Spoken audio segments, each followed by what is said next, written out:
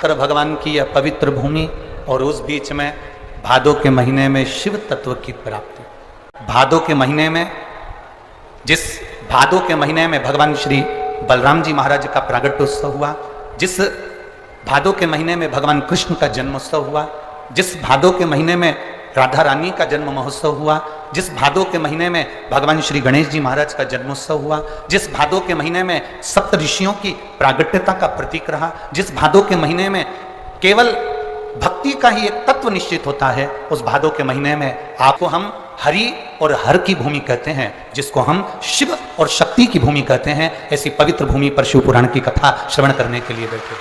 काम हो रहा है, मेरा क्यों नहीं हो रहा? तो विश्वास रखकर 5 सोमवार, 6 सोमवार, 7 सोमवार इसको कर देखिएगा।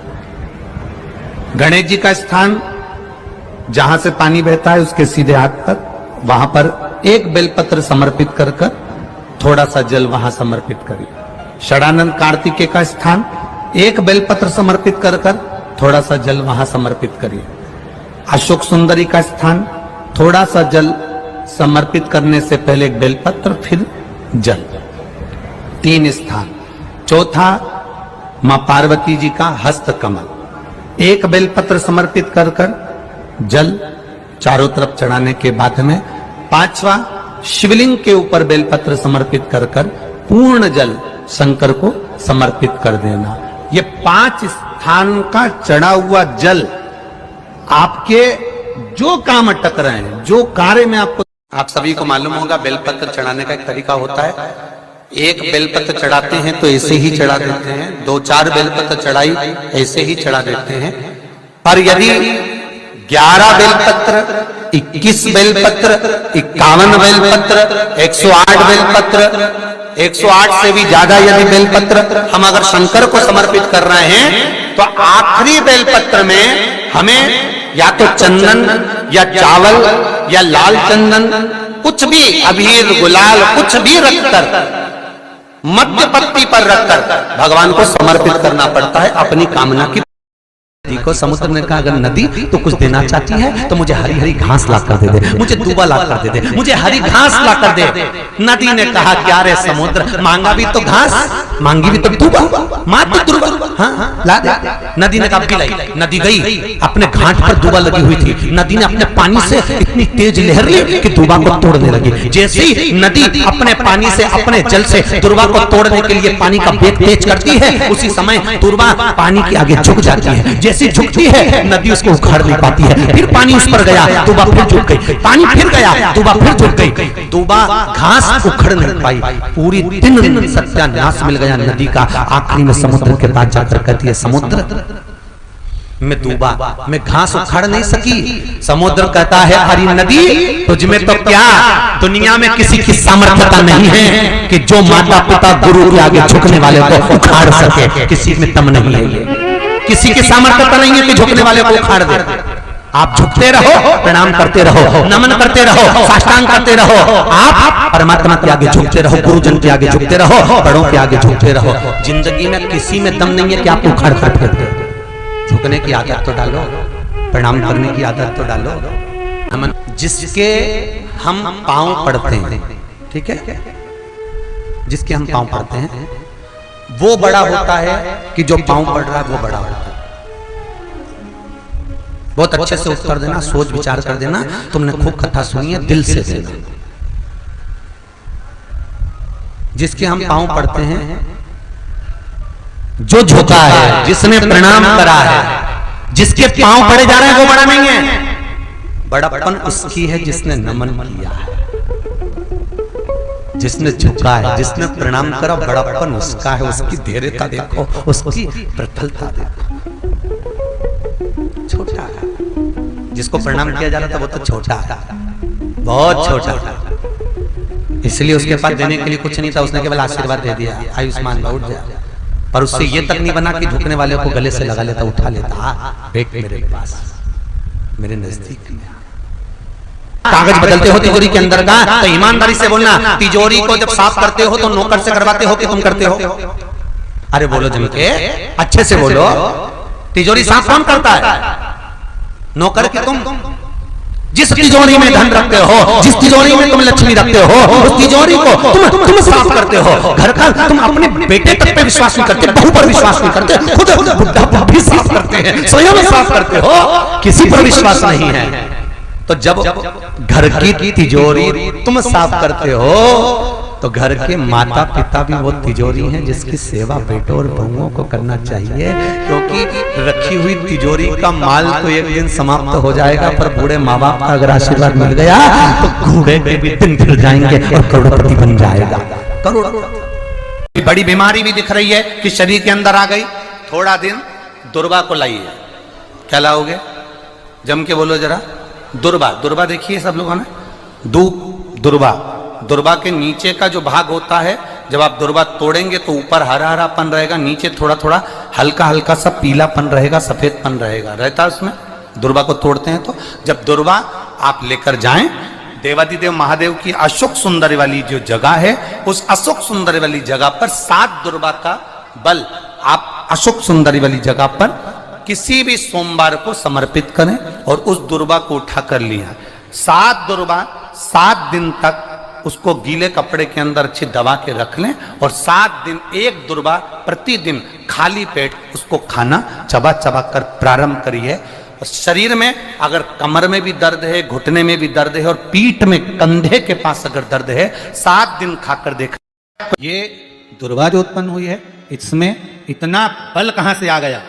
शंकर भगवान बोले रहे हो इंद्र, तुम्हारे अमृत से भी बड़ी प्रबल है ये दुर्वा।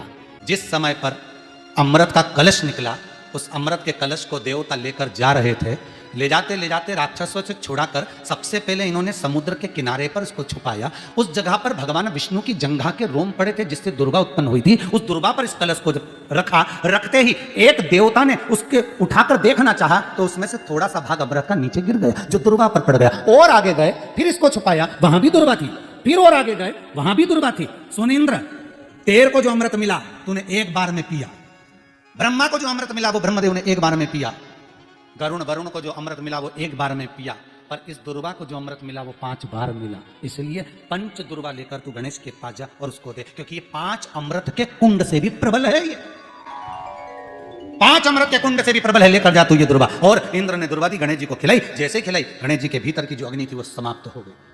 अगर कष्ट का जीवन चल रहा हो, तकलीफ की जिंदगी चल रही हो, या तो 5 सोमवार या 7 सोमवार हाथ में दुर्वा, मान लो ये तुमने दुर्वा ले ली, हाथ में दुर्वा, एक बेलपत्र, और उसी हाथ में अपने घर का भरा हुआ 1 लोटा जल। पहले रखना है दुर्वा, फिर रखना है बेलपत्र, उसके बाद में हाथ में 1 लोटा जल, और दोनों हाथों का स्पर्श करते हुए जो अपना पूजन का कक्ष होता है घर के अंदर का, उस पूजन कक्ष की साक्षी में अपने कुल देवता, पितृ देवता और अन्य देवताओं का स्मरण करते हुए, बाबा बहुत दुखी हूँ, बहुत तकलीफ में हूँ, बहुत कष्ट में हूँ, बाबा को अपने मन का भाव कहते हुए, हृदय से प्रार्थना करते हुए अपने घर के मंदिर से निकल कर फिर उस जल को लेकर शिवालय तक जाओ और दक्षिण की ओर खड़े होकर उत्तर की ओर मुख कर जल समर्पित करो। बेलपत्र और दुर्वा दोनों को अशोक सुंदरी वाली जगह पर चढ़ा दीजिए। अशोक सुंदरी की जगह तो सबको मालूम है ना।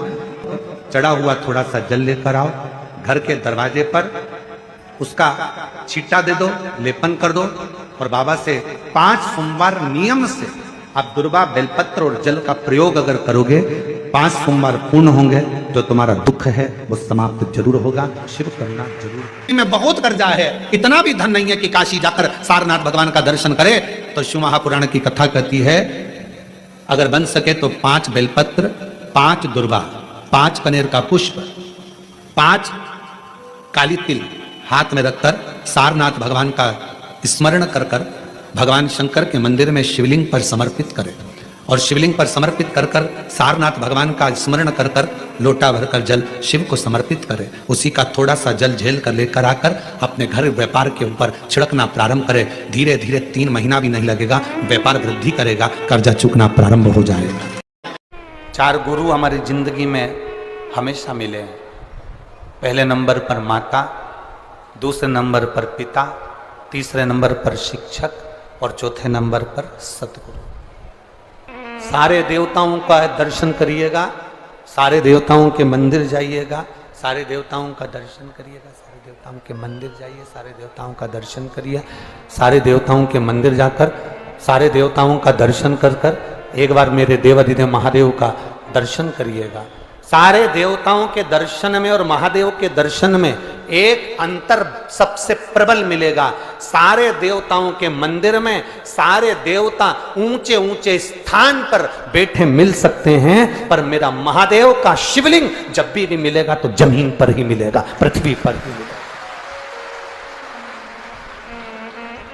माता पार्वती जी भी बैठी हैं तो ऊंचे स्थान पर बैठी हैं, गणेश जी बैठे हैं तो ऊंचे स्थान पर बैठे हैं, षडानंद कार्तिकेय बैठे हैं तो ऊंचे स्थान पर बैठे हैं, भगवान विष्णु बैठे हैं तो ऊंचे स्थान पर बैठे हैं, मेरे राघव जी मेरे राम जी बैठे हैं तो ऊंचे स्थान पर बैठे हैं, दत्त भगवान बैठे हैं ऊंचे स्थान पर बैठे हैं, सारे ग्रह बैठे हैं ऊंचे स्थान पर बैठे हैं, पर केवल एक मेरा देवाधिदेव महादेव, मेरा शंकर, मेरा शिव, मेरा ओघड़दानी, मेरा शिवलिंग, मेरा शंकर एक ऐसा है जो पृथ्वी पर जमीन पर आराम से बैठा है। क्यों? मेरे देवाधिदेव महादेव ने संसार के लोगों को प्रेरणा दी कि ये भूमि पर मैं बैठा हुआ हूं, इसका कारण केवल एक है। ब्रह्मा ब्रह्म लोक में रहते हैं, भगवान विष्णु बैकुंठ लोक में रहते हैं, शिव कहते हैं कि मैं मृत्यु लोक में रहता हूं। और सुनो, जो मृत्यु लोक में रह रहा है, अगर तुम्हारी बहू जो तुम्हारे पास में रह रही है, तुम्हारे ऊपर तकलीफ आई, तुम्हारे ऊपर दुख आया, तुम्हारे ऊपर कष्ट आया, तुमने अपनी एक बहू जो कि नागपुर में रह रही थी, एक बहू जो पूना में रह रही थी, एक बहू जो इंदौर में रह रही थी, तुमने फोन लगाकर उस बहू को अपनी तकलीफ बताई कि मेरी छाती में दर्द हो रहा है, मेरे घुटने में दर्द हो रहा है, तो वो जो बाहर बहू रह रही है वो कहेगी मम्मी डॉक्टर को दिखाने चले जाओ, और जो पास में बहू रह रही है वो तुरंत दौड़ कर आएगी और मल्लम लगा कर जाएगी। कितना भी लड़ाई हो गई हो, कितना भी विवाद हो गया हो, पर तुम्हारे ऊपर अगर तकलीफ आएगी तो जो पास में बहू रह रही है, भले बोलचाल नहीं हो, फिर भी वो आकर खड़ी हो जाती है। उसी तरह ब्रह्मा ब्रह्म लोक में, भगवान बैकुंठ लोक में और मेरा शिव मृत्यु लोक में है। तुम जब बुलाओगे मेरा शंकर उसी समय पर दौड़कर तुम्हारे पास में आकर खड़ा हो जाता है, क्योंकि वो मृत्यु लोक का निवासी है। वो कुछ अच्छा करो, ये मनुष्य का शरीर वापस नहीं मिलना है। 84,93,999 योनियां काटने के बाद 84,00,000वें नंबर की ये योनि मिली है, मनुष्य का शरीर मिला है 84,00,000वें नंबर का।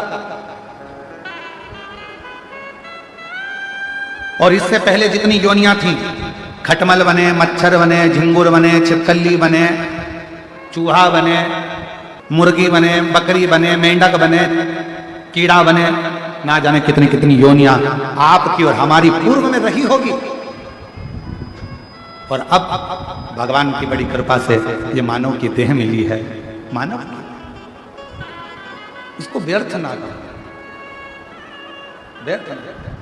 और मिलती है शिव नाम की दौलत कभी कभी, होती है अपने भाग्य से शिव पुराण कभी कभी। ये उनकी कृपा है, उनकी उदारता, उनकी करुणा है, जिसके बल पर यह हमको प्राप्त हुआ ही मिला। और हम इसको व्यर्थ गंवा दें, हम इसको व्यर्थ गंवा दें, ये कहा मिला। बजो, स्मरण करो, कीर्तन करो, मंत्र जाप करो, नाम जाप करो, कर्म करो, अपने अपने घर में रहो, खूब कमाओ।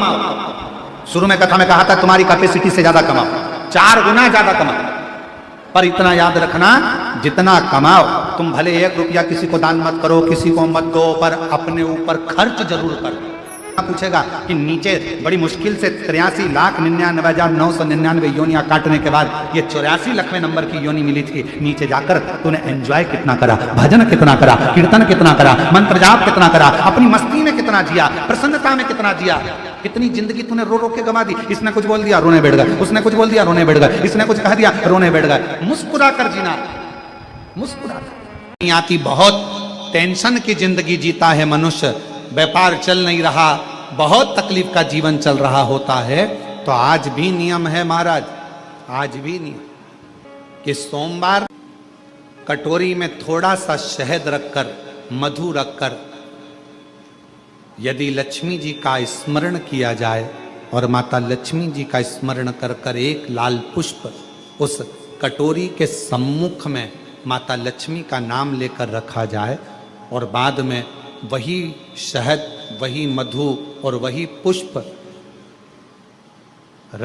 सोमवार का लक्ष्मी का पूजन कर कर, स्मरण कर कर, दूसरे दिन सोमवार के दिन पूजन करें लक्ष्मी जी का स्मरण कर कर, और मंगलवार के दिन अगर विसर्जन करें, 5 या 7 सोमवार या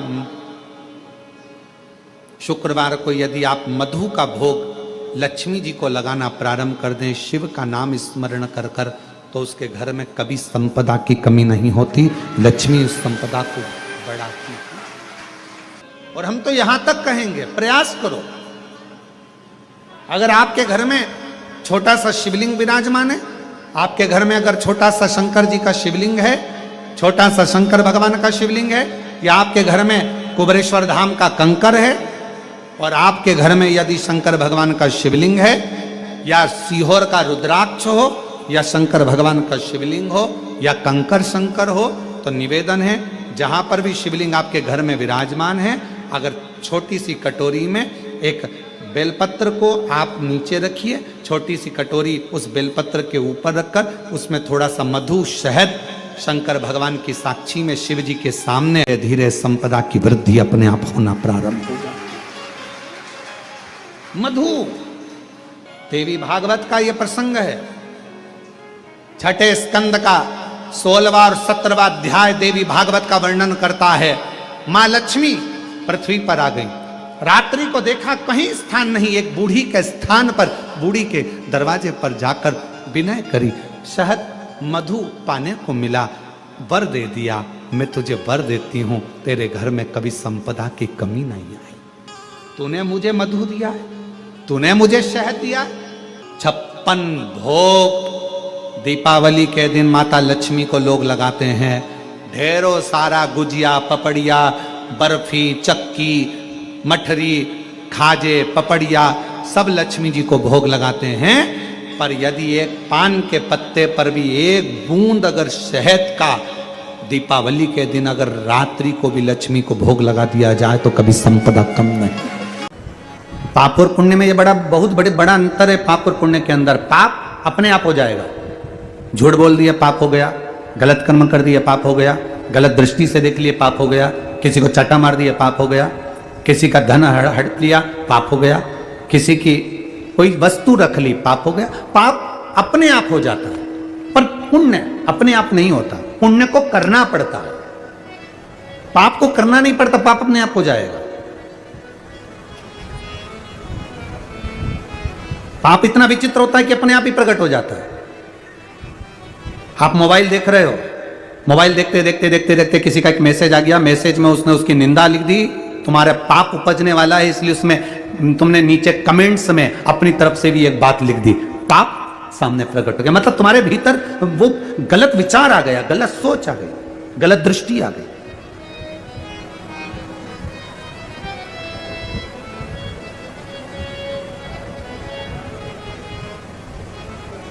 पाप अपने आप हो जाता है, पर पुण्य अपने आप नहीं होता, पुण्य को करना पड़ता। पुण्य को करोगे तो पुण्य होगा। किसी को भोजन कराया, भूखे को भोजन कराया, प्यासे को पानी पिलाया, तुमने अगर पुण्य कमाया, पुण्य की कमाई आपको खुद करना पड़ेगी, पर पाप अपने आप हो जाता है। पाप को वो कहते हैं ना, अंदर जो भरा होता है वही, जो अंदर भरा है वही, उसी की डकार आती है, जो अंदर भरा है। अब तुम एक प्रैक्टिकल करके देखना। अब इसको प्रैक्टिकल करने की भी जरूरत नहीं पड़ती, आप तो करे हुए हो प्रैक्टिकल। आप एक काम करना, कड़ी बनाकर चावल के साथ कड़ी खा जाना। अब तुम्हें दिन भर कड़ी की डकार आएगी कि नहीं आएगी? अरे बोलो तो जम के जरा। अब इडली सांभर खा लो, बोलो जम के बोलो जरा, इडली सांभर की डकार आएगी। गुलाब जामुन खा गए, जलेबी खा गए, पानी पतासा खा गए, पानी जो अंदर भरा है डकार उसी की आती है। जिसके अंदर ईर्ष्या भरी होती है वो 24 घंटे बुराई में लगा रहता है, क्योंकि डकार उसी की आती है, डकार आती है। जिसके भीतर ईर्ष्या भरी है तो ईर्ष्या की डकार आएगी, नफरत भरी है नफरत की डकार आएगी, निंदा भरी है निंदा की डकार आएगी। तुम्हारे भीतर किसी की उन्नति देखकर, किसी की प्रोग्रेस देखकर, किसी के चार चांद देखकर, किसी की फैक्ट्री देखकर, किसी की दुकान देखकर अगर तुम्हारे मुख से गलत विचार निकल रहे हैं, गलत बात निकल रही है, तुम किसी के लिए गलत लिख रहे हो, गलत सोच रहे हो, गलत बोल रहे हो, तो समझ लेना तुम्हारे अंदर कूट कूट के ईर्ष्या भरी हुई है, इसलिए उसकी डकार आ रही है। तुम्हारे अंदर बुराई भरी है तो बुराई की डकार आ रही है। तुम्हारे अंदर निंदा इतनी भर गई कि निंदा की डकार आ रही है। तुम्हारे अंदर इतना गंदगी भर गई कि तुम्हें कोई दुनिया का कोई व्यक्ति अच्छा ही नजर नहीं आ रहा, क्योंकि तुम्हारे अंदर बुराई की डकार आ रही है। वो केवल अंदर जो भरा है उसी की डकार प्रकट होती है।